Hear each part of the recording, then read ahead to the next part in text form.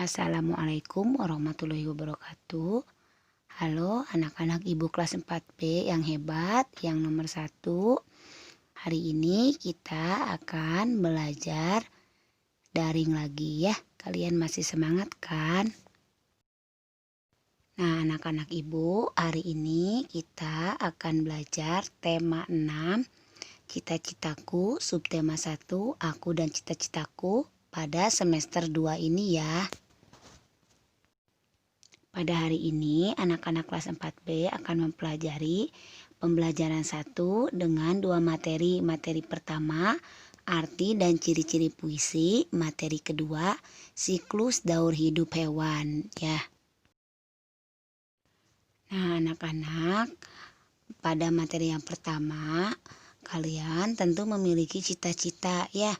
Nah, ada yang bercita-cita menjadi pilot, ada yang bercita-cita menjadi dokter, ada juga yang bercita-cita menjadi seorang guru, dan ada juga yang menjadi seorang pelukis dan sebagainya. Menjadi seorang pilot, guru, dokter, pelukis, dan lainnya juga itu merupakan cita-cita. Nah, cita-cita itu adalah mimpi atau harapan tentang kegiatan atau pekerjaan kalian kelak di masa yang akan datang disebut dengan cita-cita. Nah, perhatikan puisi tentang cita-citaku. Kalian baca puisinya, kemudian kalian pahami apa isi puisinya ya. Nah, puisi yang sudah tadi kalian baca berjudul cita-cita ini disebut dengan karya puisi. Puisi adalah sebuah karya sastra hasil dari ungkapan dan perasaan seseorang dengan bahasa yang terikat baik irama, rima, lirik, baris, dan bait. Puisi pun terdiri dari bagian-bagian yang disebut dengan baris puisi. Baris puisi itu kumpulan kata-kata dalam puisi. Sedangkan bait puisi adalah baris-baris puisi. Perhatikan penggalan puisi berikut. Anganku melayang ke masa depan disebut baris puisi. Aku ingin menjadi seorang guru, baris puisi. Guru adalah pejuang ilmu di garis depan, baris puisi.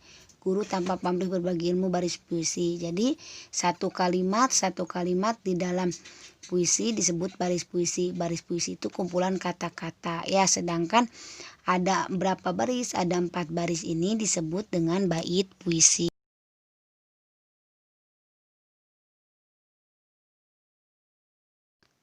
Nah, perhatikan gambar-gambar hewan peliharaan berikut. Kelas 4B, kalian tentu memiliki hewan-hewan peliharaan kan di rumah.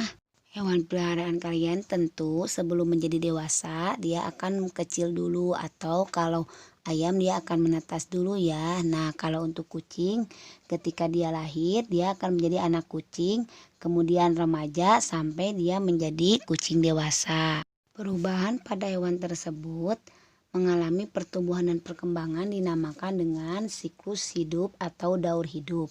Siklus hidup atau daur hidup adalah serangkaian perubahan bentuk tubuh yang berkaitan dengan perkembangan makhluk hidup dari awal hingga dewasa.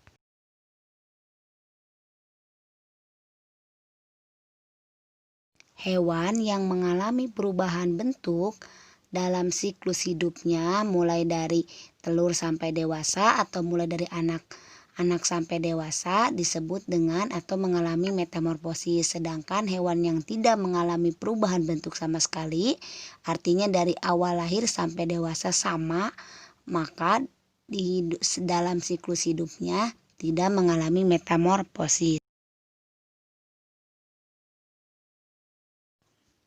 Di antara hewan yang mengalami metamorfosis, ada hewan yang mengalami metamorfosis sempurna dan metamorfosis tidak sempurna. Metamorfosis sempurna yaitu hewan yang mengalami perubahan bentuk pada setiap tahapannya, dan ada juga yang tidak. Hewan yang mengalami perubahan bentuk pada setiap tahapannya disebut metamorfosis sempurna. Contohnya ayam. Ayam itu dia mulai dari telur, kemudian menetas menjadi anak ayam menjadi ayam remaja, kemudian menjadi ayam dewasa. Nah, sedangkan untuk hewan yang dinamakan metamorfosis tidak sempurna itu dia tidak mengalami perubahan pada setiap tahapannya. Jadi dia tidak mengalami perubahan bentuk ya. Contohnya kucing, ketika anak kucing lahir sampai dia dewasa perubahannya tetap sama. Nah, itu dinamakan dengan metamorfosis tidak sempurna ya.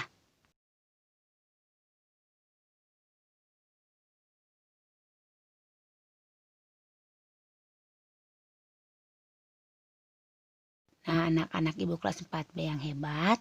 Nah, itu tadi materi pada pembelajaran hari ini. Nah, anak-anak kalian nanti akan ibu berikan tugas ya. Tugasnya nanti ada dalam bentuk file Word. Nanti kalian boleh dibuka, dibaca lagi materinya. Kemudian kalian kerjakan, tulis di buku tulis kalian ya. Dan jawabannya kalian fotokan kemudian japri ke ibu ya. Nah, orang tua kelas 4B dibantu dan dibimbing ya anak-anaknya supaya mengerjakan tugas pada hari ini dengan baik dan benar. Jangan lupa setelah kalian selesai mengerjakan tugas, kalian berdoa setelah belajar ya anak-anak ibu. Nah, sampai jumpa, sampai bertemu besok pada pembelajaran jarak jauh lagi ya. Tetap semangat.